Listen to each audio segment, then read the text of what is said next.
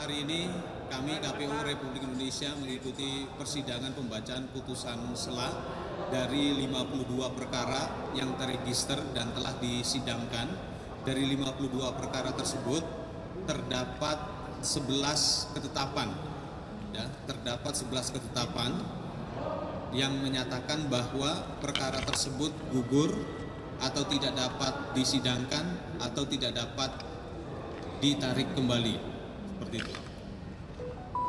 Yang selanjutnya ada 41 putusan Mahkamah Konstitusi yang menyatakan bahwa 41 perkara tidak dapat diterima dan ada beberapa daerah pemilihan khususnya untuk daerah pemilihan provinsi dan daerah pemilihan DPRD Kabupaten Kota yang persidangannya akan dilanjutkan.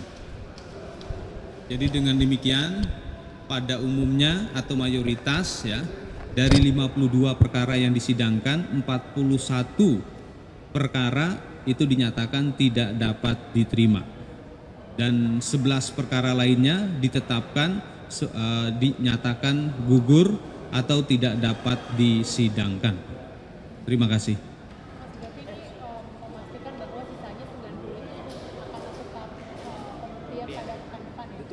Ya. Ya. Ya, nanti kami KPU akan merilis apabila memang seluruh persidangan pembacaan putusan sela ini telah selesai. Seperti itu. Apa? Sedikit Pak. Siang ini Pak. Pak, siang ini dari P3. Saya fokus mengikuti persidangan di sini dan belum berkomunikasi. Karena saya fokus di sini. Untuk yang P3 gimana? P3 Pak, udah pasti tidak maju ke Senayan atau gimana? Saya belum rekap nih. Pada hari ini mengenai putusan perkara yang diajukan tersebut itu seluruhnya dinyatakan tidak dapat diterima. Tapi kalau P3 ada berapa gugatan yang tadi tidak? Saya harus rekap dulu, Mbak. Tapi pada umumnya tidak dapat diterima putusannya. Oke? Ya, makasih ya Pak ya. Persidangan pembuktian. Intinya begini, kemarin kan ada 3 varian ya yang diucapkan di persidangan itu, ada putusan, ada ketetapan, ada petikan. Kalau putusan itu berarti sudah berhenti, full berhenti. Kalau ketetapan juga begitu, hanya soal formilnya.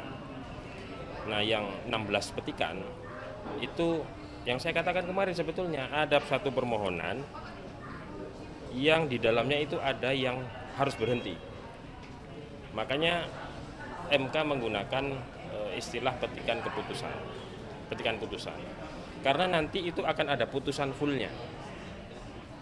Itu ya. Jadi dari 207 ini 148 putusan, kemudian berapa sih 48 ketetapan dan 16 petikan. Berarti 16 petikan itu tetap dinyatakan. Ada 191 putusan yang berarti sudah berhenti. Ya, 191 putusan yang berhenti. Yang kemudian sisanya itulah yang lanjut yang belum diputus hari ini. Berarti yang 16 itu nantinya akan ada di sidang pembuktian. Ada sidang pembuktian karena di dapil-dapil yang lain di dalam satu perkara itu ada yang harus pembuktian. Gitu. Berarti di luar yang 90 itu. Di luar yang 90.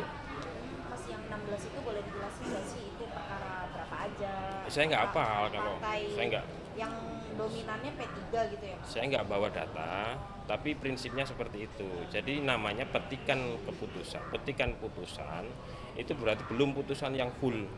Nanti dia akan digabungkan di putusan di perkara itu, di nomor itu. Jadi ada itu petikan putusan itu akan ada di putusan yang full nanti bersama-sama dengan dalil-dalil yang lain. Oke. Pak, kalau khusus untuk P3 ini kan dari 24 perkara yang diajukan 16 sampai 19 perkara ini kan dinyatakan ditolak atau tidak bisa dilanjutkan.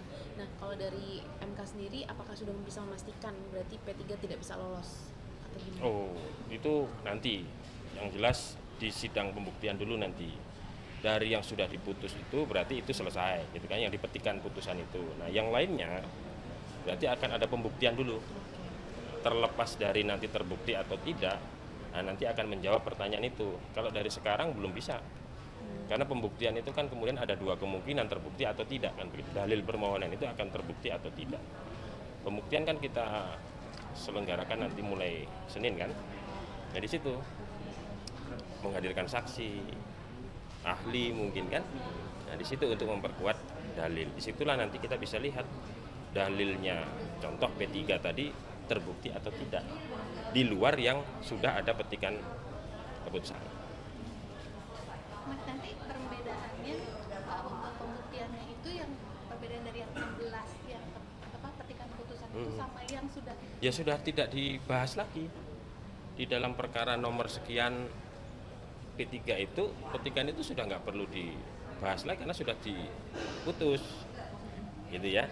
Sementara yang dapil-dapil lain misalnya dalam satu perkara itu dipersoalkan DPR RI, dipersoalkan DPRD provinsi, DPR kabupaten kota. Nah yang berhenti yang mana ini, gitu kan? Nah yang berhenti katakanlah DPR provinsi, maka yang DPR RI, yang kabupaten kota, nah itulah yang kemudian dibuktikan, gitu kan? Di dalam persidangan kita selanjutnya. Berarti tidak bisa dikatakan secara keseluruhan 90 perkara masuk ke pembuktian ya, karena ada 16 petikan. Iya, ya. betul.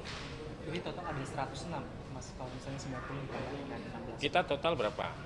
297.